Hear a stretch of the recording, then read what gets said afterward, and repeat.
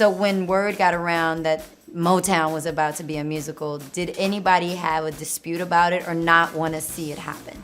I have no idea. I didn't talk to anybody like that, you know.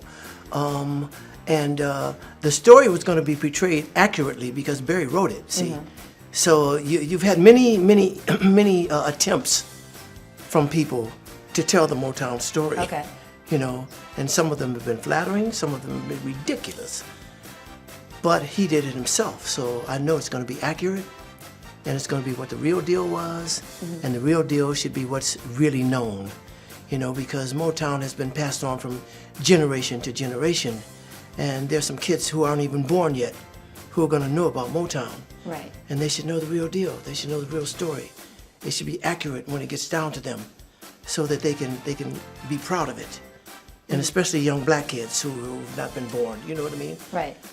To give them something and say, hey, this is possible. How did you and Berry Gordy even meet? Where did this all start? So Jackie Wilson was my #1 singing idol as a kid growing up. Jackie Wilson was from Detroit, and he was just awesome. I would have walked 25 miles to see Jackie Wilson perform.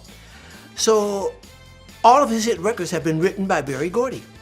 So the Miracles and I went to audition for Jackie Wilson's managers, and they hated us. But we happened to sing 5 songs that I had written, thinking that that was going to be a benefit for us. They were going to say, oh yeah, these kids got their own material, so we'll definitely sign them. Just the opposite. No, we don't like your group, to make a long story short. Berry happened to be there that day to bring some new songs to Jackie Wilson. And one of the songs he was bringing that day was Lonely Teardrops. Wow. Okay? So he was bringing some songs to Jackie. He happened to be there while we were auditioning. 2 of the songs that we sang caught his ear. So he came out after us, after we had been rejected by the managers, and asked where we got the music from. And I told him that I'd written the songs and so on and so forth. And he introduced himself as Berry Gordy, and I had all of his songs because I had all of Jackie's records and Etta James and people like that. And that was where we met, and friendship was struck up that's lasted to this day. If you could change one thing, do it all over again, would you?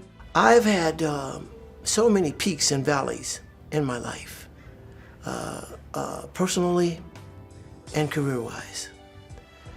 And the only thing that I can think of that perhaps I would do differently if I had it to do over again is how I raised my kids. Because coming from nothing and growing up poor, I felt like I should give them everything that I didn't have. And a lot of the stuff, I didn't make them work for it, you know? So I think in a way I might have crippled them from that. They're doing fine now, but they went through periods in their lives where they weren't, because I think that I might have crippled them by saying, here, okay, Dad, I want, okay, Dad, can I have, yes, that, like that. And I would have made them work for everything. And that's probably the one thing that I would do differently. All the other stuff, my career and my personal life and all that, even the negativity, were lessons. And they've taught me life. And they've made me be this guy who's sitting here today. So I wouldn't trade that for anything.